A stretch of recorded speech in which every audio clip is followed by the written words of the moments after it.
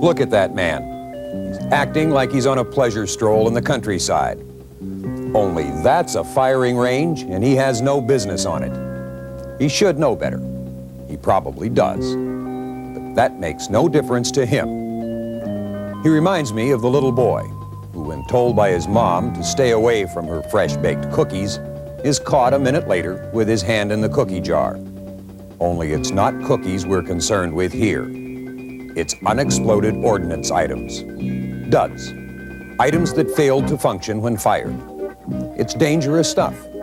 Improperly handled, it can wound, burn, or mutilate a man or a woman. It can kill, too. Hold it! Freeze! Stay away from that dud. Look, but don't touch.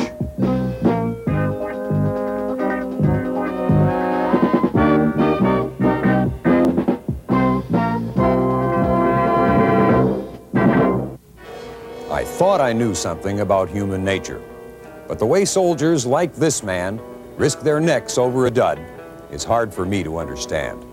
I guess sometimes a man does it for kicks, or to prove he's got guts. You know, the macho hang-up. Sometimes it's because he's just plain stupid or forgetful. But often it's sheer contrariness. The perverseness in people like the guy who, if you say day, he'll say night. If you say stop, he'll say go, and so on. One explanation does not apply, and that's ignorance of the danger. These people have been warned by their supervisors time and again, but they'll go out on the range just the same, unauthorized and unsupervised. That man was lucky because I happened to be around to warn him in time. However, every year there are accidents. Last year, there were over 250. A lot of soldiers were injured, some were killed. These accidents happened all over the world where Army troops are stationed. Very likely on your post, too. I'm going to show you some of these accidents. The unfortunate things that happen when soldiers choose to disobey the warning of look, but don't touch. You will see these accidents just as they are described in the accident reports. The only thing omitted or changed is the real names of the people involved, both soldier and civilian. By civilian, I mean dependents. The sad truth is that they sometimes get hurt too, or killed. The story of the first accident begins pretty much like the incident you just saw, with a soldier trespassing on a firing range where he had no permission to be. We'll call him Private Sam. His excuse, which is no excuse, was that he was curious about an armored personnel carrier used on the range as a hard target for direct fire weapons. Sam came from a nearby range where he was practicing with an M60 machine gun for a corps marksmanship competition. He was told to take a break, but was warned by the NCO in charge to stay close, not wander around. Take a break back here, okay? Don't go in that impact area.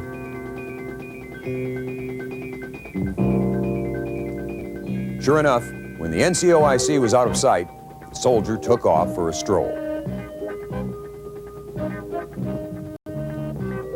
He knew all about the danger of duds on a range impact area. Warning signs, like this one, were meant for everyone but him, so he thought.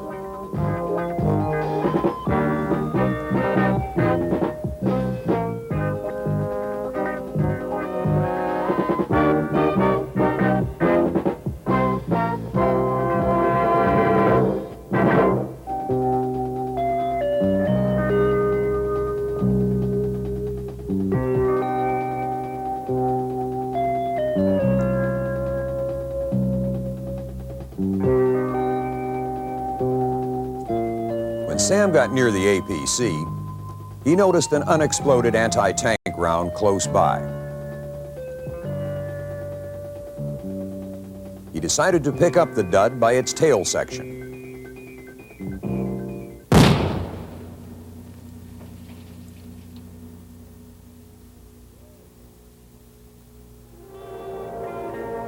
Sam was rushed to the hospital with metal fragments in his head, hands, and legs. He was lucky, though. There was minimum side blast from the dud because it resembles a shaped charge. So he recovered, even went back to duty. No, he never did make that M60 marksmanship contest. Let's take a close look at that dud. It's a 2.36-inch heat round. You don't see many of those anymore.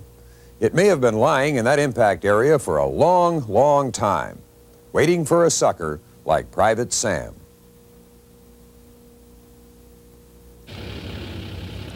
In this accident, the soldier responsible for it had legitimate business on the firing range, but chose to get involved with something that was not his business. What's surprising is that the man was an experienced soldier, a staff sergeant by the name of Dale. He was in charge of a crew engaged in removing hard target tanks from a downrange impact area. When he examined the tank, he noticed a dud round stuck in one of the sprockets. Now there's a simple, safe rule to follow when you spot a dud. You don't touch it. You call in the EOD experts, an explosive ordnance disposal team. Why Staff Sergeant Dale chose to ignore that rule is a good question.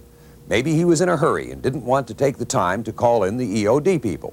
Maybe he thought the round was truly inert because it had hit the tank sprocket without exploding. Anyway, he decided to remove the dud himself.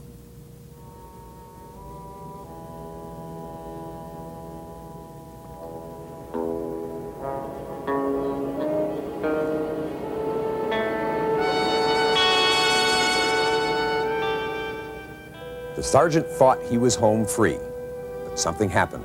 Either he stumbled or he lost his grip on the dud. Anyway, he dropped it on the tank.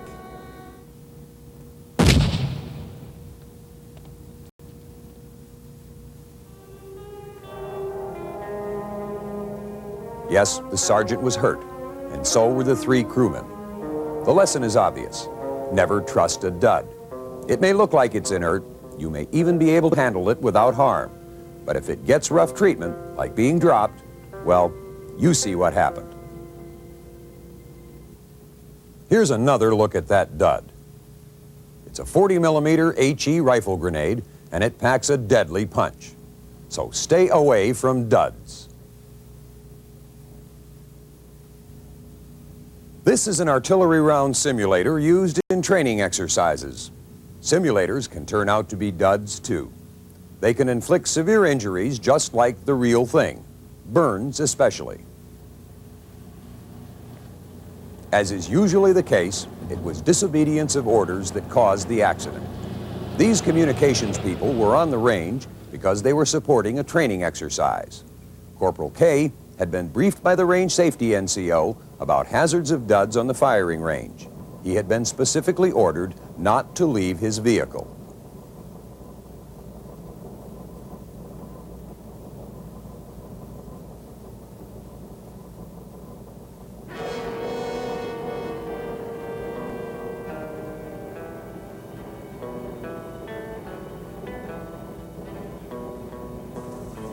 I don't know what he was trying to prove. Maybe that he was smarter than the safety NCO or could throw a forward pass better than Joe Namath.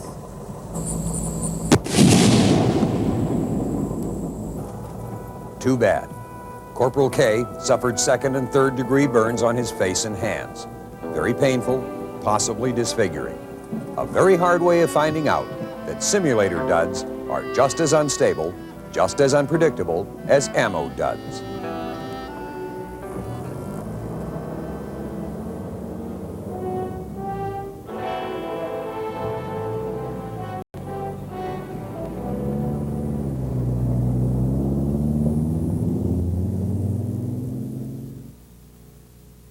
Take another look at the simulator. It's an M115A2 ground burst projectile simulator.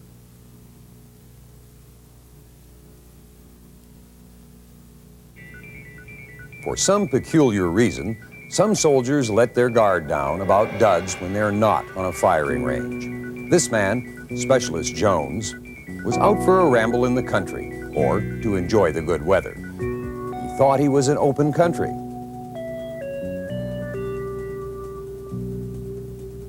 So when he noticed this booby trap simulator, he he didn't recognize it for what it was. However, he was on a training range, and the object he was examining was a highly unstable dud. So when he picked it up to examine it,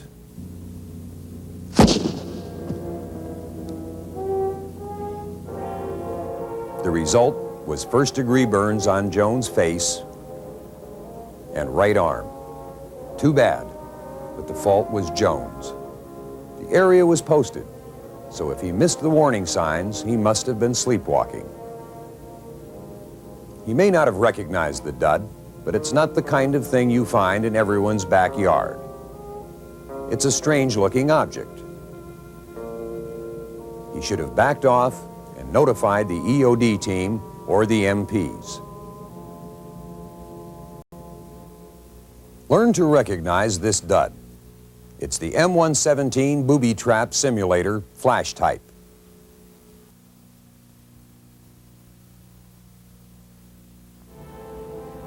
A short while ago, I told you that duds can kill as well as injure people. I wasn't kidding, and it always happens for the same reasons.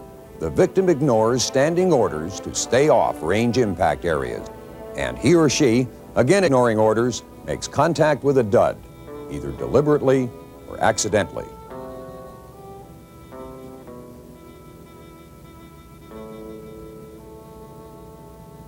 PFC Tom Harris.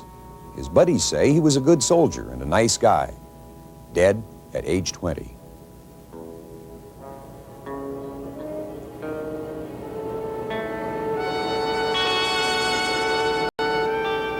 Investigators later reconstructed the accident this way. Harris evidently decided to spend a Sunday afternoon in the fields and woods taking pictures. Camera fragments found at the scene of the accident were identified as his. Maybe he figured the range was safe because it was Sunday and nobody was using it. Only he forgot about duds.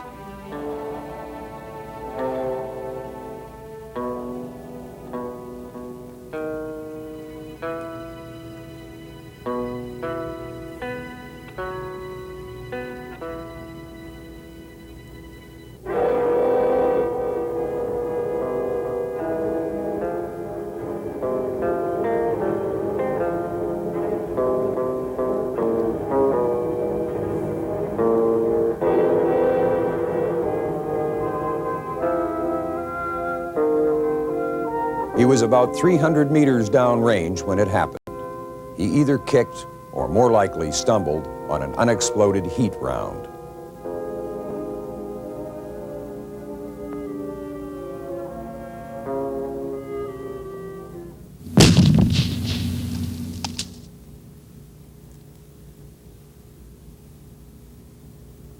The lower part of his body was severely injured, but he was still conscious.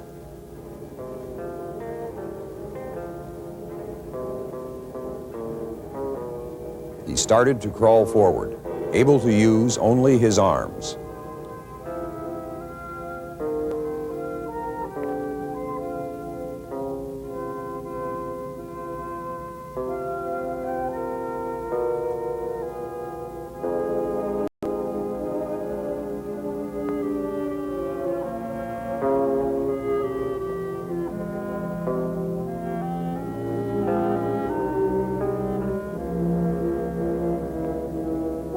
His goal, apparently, was the range building.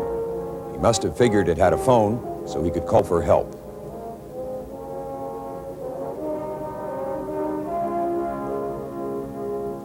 It was a show of courage and willpower, but all in vain.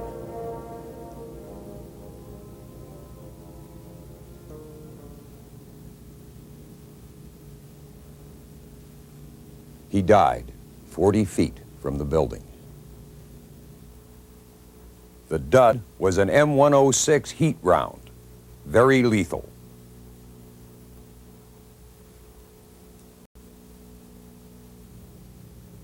All the accidents I've described so far took place on training or firing ranges.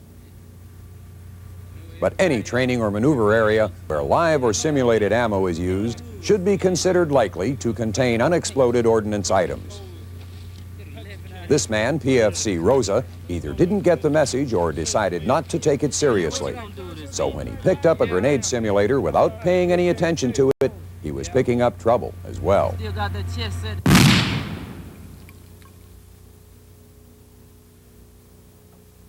Hey man, what the hell happened here? Rosa got off lightly. Just injuries to the thumb and forefinger of his left hand. Of course, he wouldn't have been hurt at all had he left the dud on the ground and notified EOD. The dud is known as the M116A1 hand grenade simulator.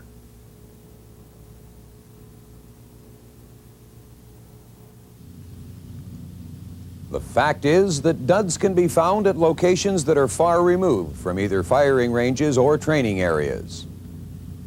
That's a sanitary fill. And that's a trash truck making a run from the post salvage yard.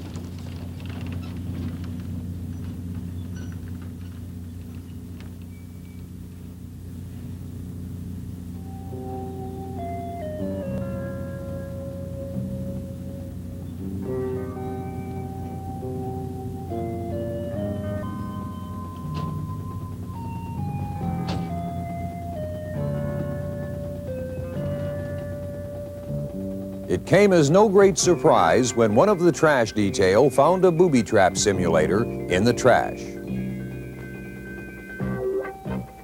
One of the men, PFC Berg, recognized the dud for what it was.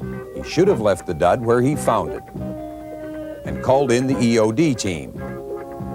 Instead, he walked away with the dud, probably to put some distance between it and the truck.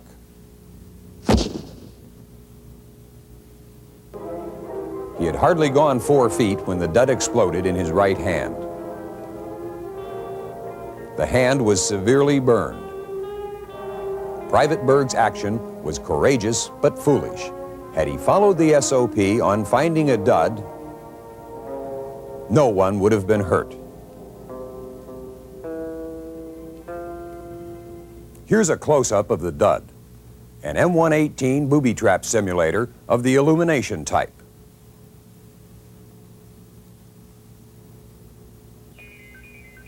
It comes as no great surprise when duds are discovered in trash from a salvage yard, but sometimes they're found in really unbelievable places.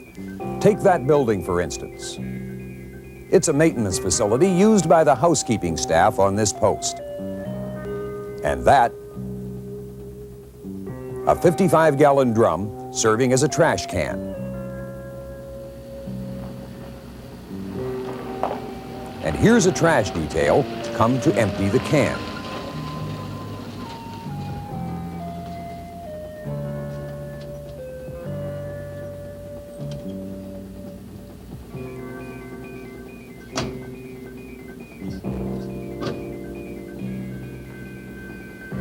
That's an odd-looking object the man has found.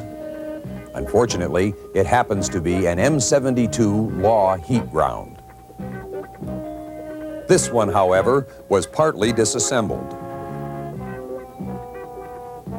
So no one in the garbage detail was able to identify it.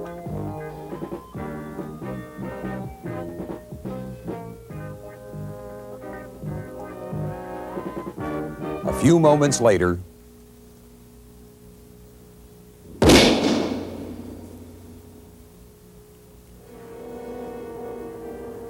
in all, 8 people were injured. None of them were at fault in not recognizing the dud.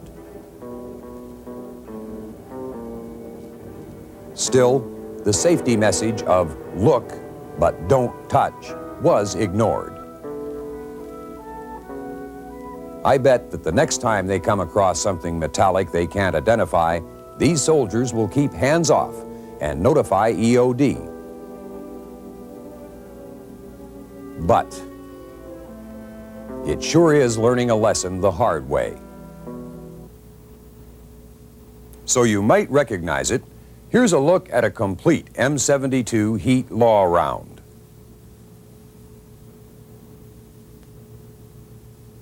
And here's the partly disassembled round before it exploded.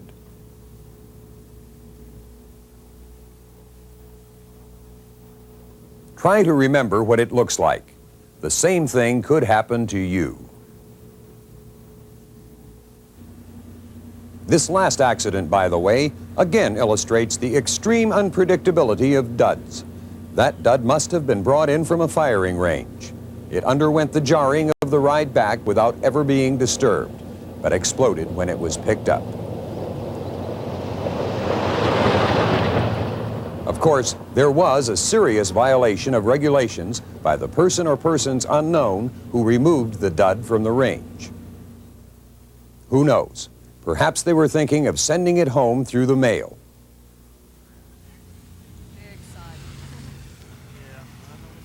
A post-trailer park. And that's the Stinson family trailer. And the Stinsons. Sure did. It's not getting any easier either. Sergeant First Class John Stinson is an Army career man. He is a combat veteran and a specialist in motor maintenance. He and his wife Jessie have been married almost 20 years. Their daughter-in-law Peggy is sitting next to them. Anyway. The two younger girls are the Stinson daughters, Tammy and Paula. Got to finish it up soon. Paper, anyone?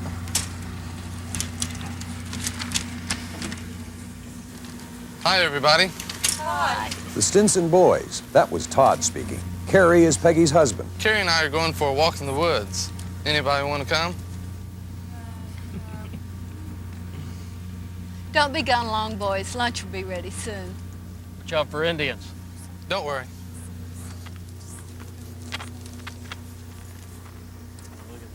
An attractive family, very close to one another.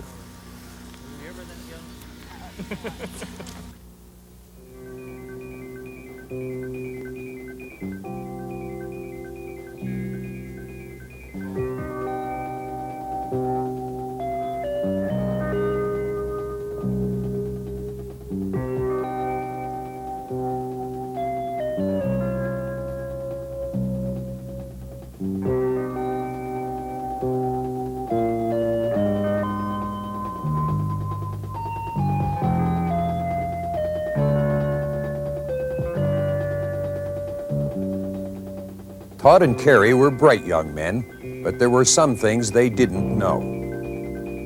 They didn't know about duds or how dangerous they were. Hey, Carrie, look at this. Looks like a shell of some kind. Of course it's a shell. I bet Dad can tell us exactly what it is. Let's tell them about it. I've got a better idea. Let's take it to him. Maybe that's not such a good idea, Todd. Maybe we ought to leave it alone. Oh, Carrie, don't be an old lady. It's not going to go off if that's what you're worried about. Look how old it is. See, no problem. Come on.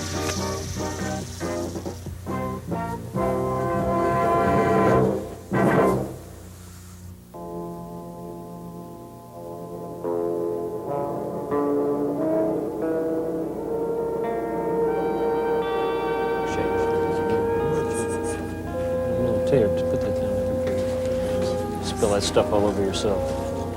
Let her eat those potato chips. Yeah, hon, thanks.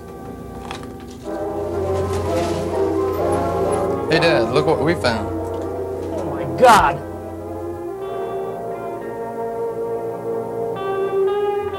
Get that dud out of here! Take it back where you found it!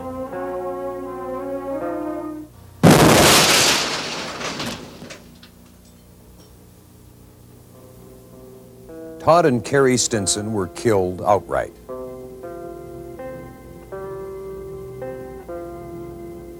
Their parents, John and Jessie Stinson, were severely injured.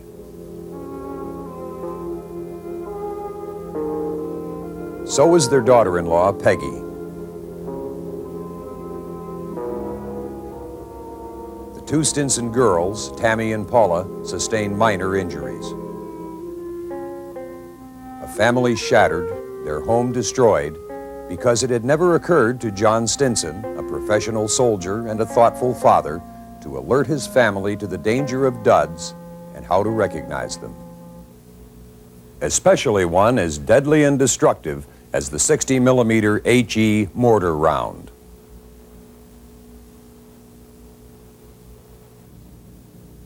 We hope you're convinced by now that if you run across a dud, you'll be doing yourself a favor by following the safety rule of look but don't touch. That way, you may live to a ripe old age. But what about the other guy? What about the danger to him? To protect him, you take 3 very simple steps when you spot a dud, or anything that looks like it might be one. You got it.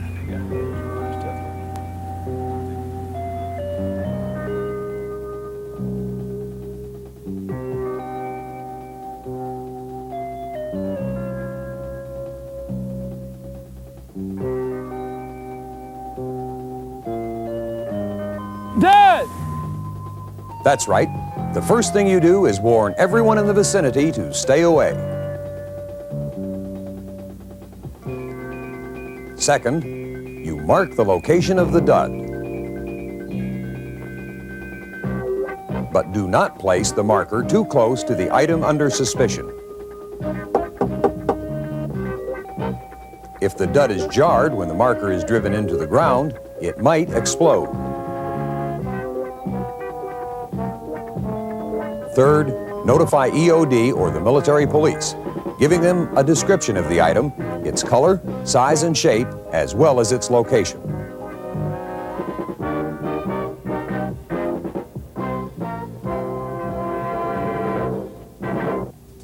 Then, if possible, stay in the vicinity of the dud so that you can pinpoint its location.